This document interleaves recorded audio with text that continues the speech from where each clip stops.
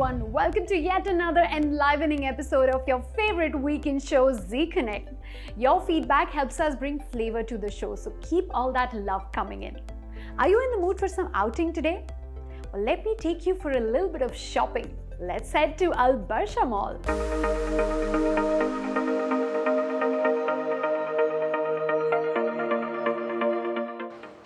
To Barsha to find this convenient and generally quiet shopping mall where you can do some quick shopping without any hustle and bustle.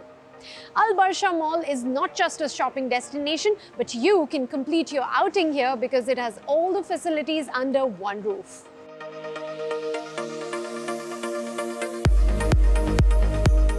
Barsha Mall is Union Coop's second stepping stone in the mall segment. Built in the year 2011, Barsha Mall was all about being the best place for families to spend time. What separated this mall from the others is its architectural excellence and brand planning, with emphasis on entrances and showing up Union Coop logo, as well as the overlapping of the masses in a way that flame up the beautiful appearance. With more than 96 stores and a diverse variety of retailers, dining options, entertainment, and 69 kiosks, Barsha Mall is a sight to experience in person. Food court restaurants, coffee shops, and luxurious dine-in restaurants. A hypermarket that occupies the largest area of the first floor. 2 external main entrances and 6 additional entrances from the internal car park are provided for easy access. An allotted number more than 1,000 parking lots are provided on the ground floor and the basement. It also includes government service offices, a car inspection unit, home renovation units, ample car parking space, and many more facilities. Customer service information, prayer rooms, kiddies play area, ATM machines, baby changing rooms, and service areas. The Union Coop Mosque is located next to the Barsha Mall and can accommodate more than 1,700 worshippers at the same time. So today we have a very interesting segment with kids, or rather should I say with the next generation of geniuses in their own right. Each one so bright and talented that they are inspiration to grown-ups too. Honest confession, I'm a big fan of these talented kids. My name is Malavika Varadan. Over the next few episodes, you're going to meet kids who are doing a whole lot more than just going to school and getting the regular education that schools have to offer. These are kids who are exploring the arts in all kinds of ways. Now, I believe that it's really important for a child to receive an arts education, not so that they can grow up and become a professional actor or a professional musician or a dancer, but more because it's important that children have a more empathetic and well-rounded understanding of the world. So let's meet our first guest. And our first guest is a person who I am very, very proud of. But Kali, do you want to tell them what you do? Okay, so first of all, I'm Kalidas. I study in grade 9 at Gems Modern Academy, Dubai. And what I basically do is I play Carnatic music, which is a traditional Indian music, on the electric guitar. So, yeah. Yeah. Tell me when you started learning music, Kali. I started learning Carnatic music on the electric guitar for around 3 years now. Other than that, I do vocal, but I've been doing that for now, I think 4 years. Wonderful. Almost 4 years. Now, I want to ask you, why did you start this journey with Carnatic music on an electric guitar? How come you didn't pursue the regular kind of rock music or Western music that most kids learn on the guitar? Okay, so I started learning Carnatic music on the vocal. So when I started doing that,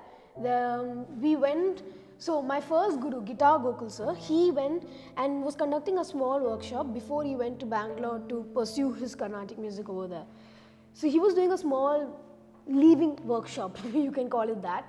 And it happened to me at my vocal teacher's house. So I went there and I was like, okay, cool, this is nice. And then he's like, anyone wants to play the guitar? I'll play something small. He played, I'm surprised I still remember that. So, so he played that, I played it, and then there was Rajini Sridhar auntie. She was the one who insisted my mom and dad put him in Carnatic music. Trust me, he has a talent. And if it was not for them, and of course my gurus, right now Shri Guitar Prasanna sir and Guitar Gokul, I probably wouldn't even be here. So thanks a lot. You are an inspiration to many people, and I know that you're going to touch millions of hearts with your music. But Thank you so know what, much. we have to sign this off with you playing one of your favorite pieces for us. Can you introduce it to us?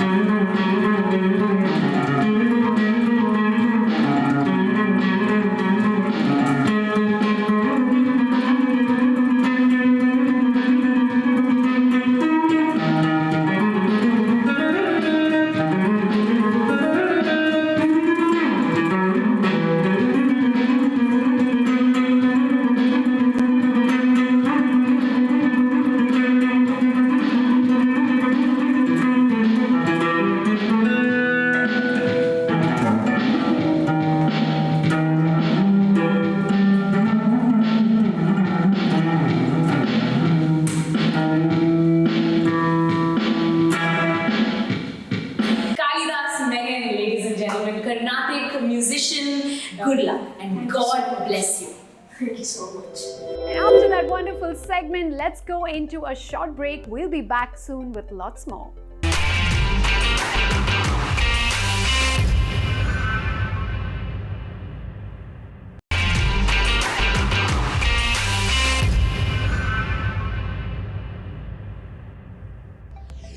Welcome back. Let's see what flavor Tasneem is adding today in Swat Se Swagat.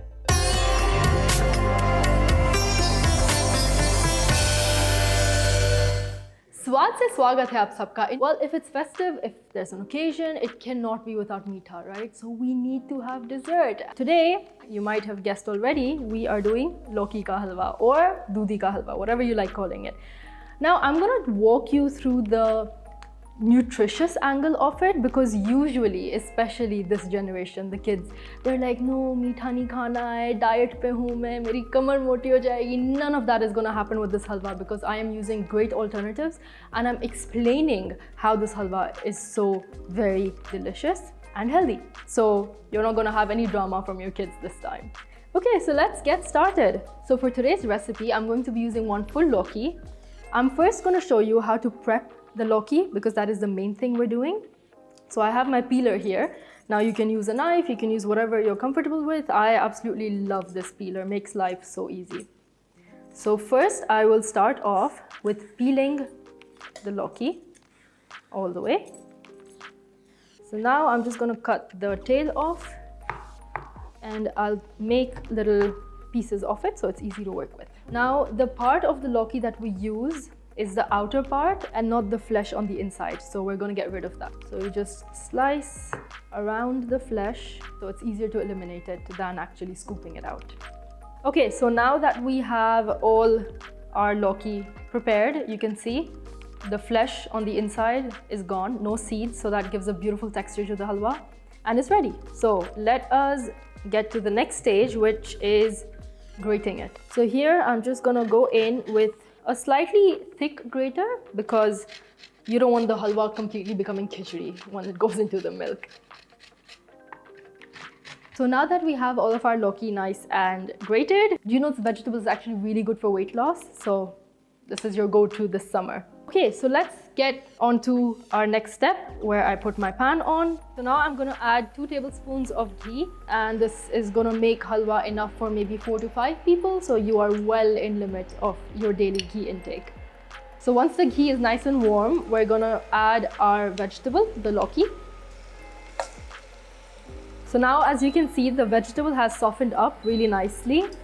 It's हल्का सा brown भी होना शुरू हो गया है, and vegetable का जो अपना पानी था वो पूरी तरह से जल चुका है.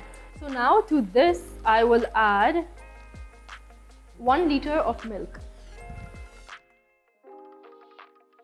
So now that we have the 1 liter of full fat milk in, we will wait for this to boil.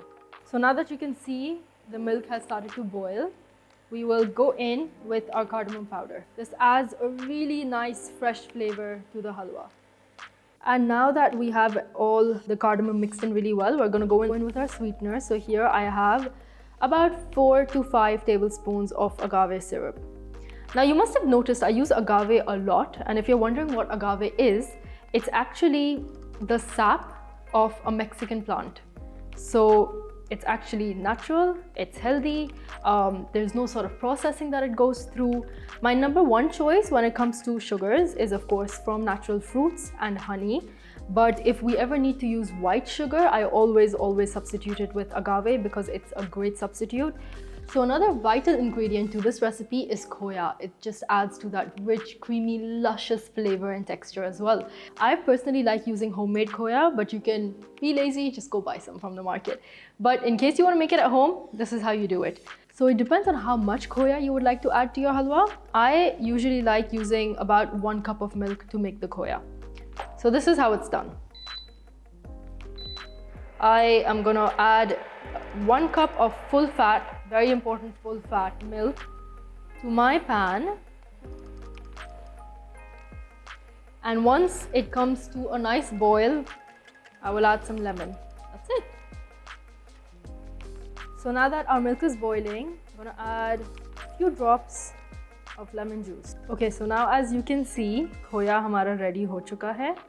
And I'm just gonna take it out with a sieve. And जो भी extra पानी है उसको बस वापस drip होने देना है.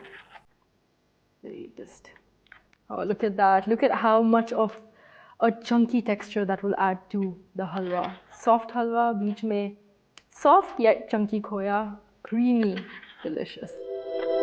So now our halwa has been cooking for about 2.5–3 hours. And you can see it's completely dried out.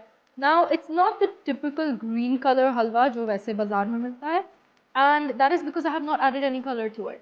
I want to stay away from colors, keep it as healthy as possible. If you really want that look of the halwa, go for adding color, but this tastes delicious nevertheless. Now at this stage, we're going to add the khoya in.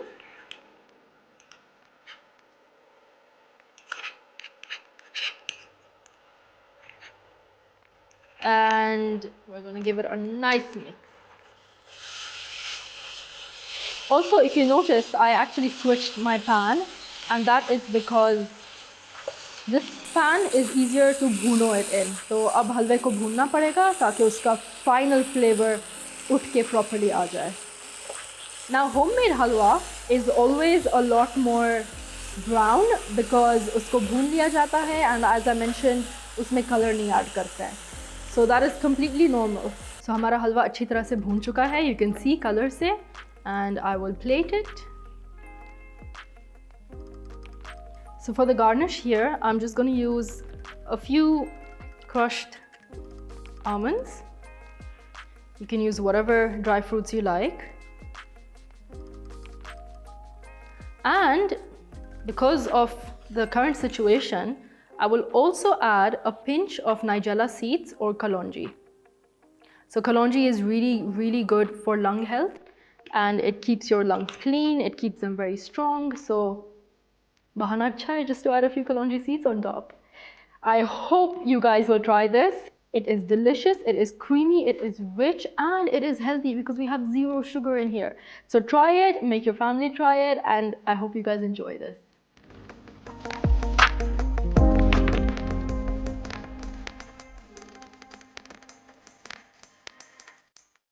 So for today's recipe, I will be using 1 full Loki. First, I'm gonna peel the Loki, and as you can see, it's ready. Next, we will grate the Loki, and going to our next step, let's put the pan on. To this pan, I will add 2 tablespoons of ghee, and then I will add our veggies. Once the veggies have softened up, as you can see here, I will add 1 liter of full fat milk. Once the milk comes to a nice boil, I will add a nice big pinch of cardamom powder. Next, for the sweetener, I am adding 5 tablespoons of agave syrup. Now to make the khoya, which is really the heart of this recipe, I am using 1 cup of full fat milk. Once this comes to a boil, I will add a nice big squeeze of lemon juice in it. I will then fish all the khoya out with a sieve and squeeze any remaining water out. After cooking for about 3 hours, at this stage, we add the khoya. And you can see that halwa bahut achhi tarah se bhun chuka hai. It's a nice deep color. Now let's plate it. For the garnish, I will add a few crushed almonds and just a pinch of nigella seeds or kalonji. Enjoy!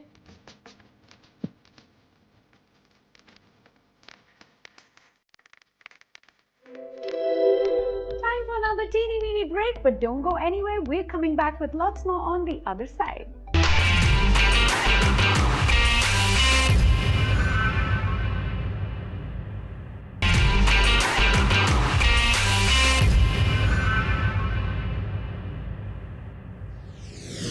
Welcome back after the break. Musha Prada has said, "What you wear is how you present yourself to the world." Lauren Hutton has said, "Fashion is what you're offered, style is what you choose." But why are we talking about fashion? Well, because today's guest does exactly this for a living, fashion. But what is her passion? Let's find out.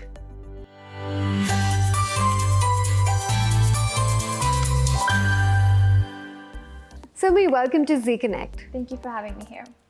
So Silmi, why don't you start by telling us about yourself? So I recently graduated, and being in the fashion industry, I've absolutely loved fashion since day one. We take my career as a designer, as a stylist. I see a lot of beautiful outfits around here, and you said that you love fashion. So have you designed all of these? Yes, so basically I've always thought that there should be a sort of mixture between contemporary and the Indian heritage, and I think my mom believes that as well. And so we decided to bring to Dubai a fashion trend that combines the both, you know, catering to a wider audience. And so that's exactly what we did. That is great. I think being very young, you're already so creative and so very successful already. Coming to your other passion, which is dance, as you mentioned. Tell us more about this. Well, I've been dancing since I was 2 years old. I wouldn't eat without chamma chamma playing, so that was one of my, things. And it's always been something that I want to continue doing regardless of what I do in my life, Not willing to take it up professionally as of yet, but always want to have it in the side, with whatever I do. I've always So it depends, like contemporary, Bollywood, these are the two main styles that I work on and I portray, so yeah. So since you've been dancing since childhood and you got it from your mom, as you said, was there any kind of formal training you received, or your mom taught you everything? Well, in terms of formal training, I wouldn't say very, very formal, because it's never been like me attending classes on a regular basis or anything of such. But I've always done bits and pieces of everything. So I've done a few Bharatanatyam classes, I've done ballet, I've done hip-hop, so like it's always been like this, mixture. Wonderful. And how do you keep it alive now? Do you participate in shows? What do you do? Well, I do a few events, just do a small performance for special needs kids, and so I usually take up time to do those. It kind of like puts me in a place where I can be myself. music videos and stuff like that always happen. So yeah. Is there anyone from the world of dance that you look up to? There's just too many people that I look up to. But Sarojji, who just passed away, of course, she was like true inspiration when it came to Bollywood dancing. So with Bollywood and contemporary dancing, as you said, do you make your own kind of steps, or do you like pick it up from something you watch? Yeah, so naturally, like we would always like, first of all, there's a song and then there's beats. So Yeah. according to the beats, we would see what matches. And whenever we do a fusion, you don't want to do too much of anything. So you always want to balance it out, but also you have to see what you're capable of doing, right? Like, and that's something I strongly believe. Like, you don't have to be extra flexible. You don't have to be extra good at something to be able to dance. It's just what your body accepts, and if you can do something like that, it's perfect. So that's how we usually, or I usually, choreograph. Yeah. Right. Well, thank you, Silmi. It's been wonderful talking to you. You're still young and you're still exploring. There's so much you've already achieved. There's much more that you've got to achieve. There's a long life ahead of you. So wish you all the very best for that. Thank you so much for talking to us. I appreciate it. Thank you.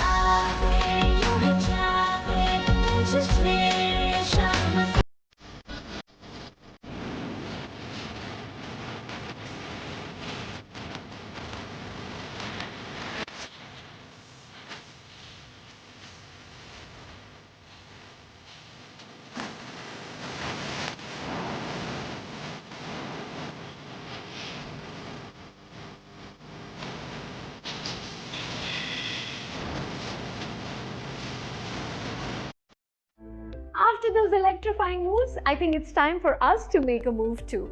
Keep sharing your feedback and thoughts with us on our social media handles below. Stay safe and keep watching Zee Connect. Until next week, this is me, Priya, signing off.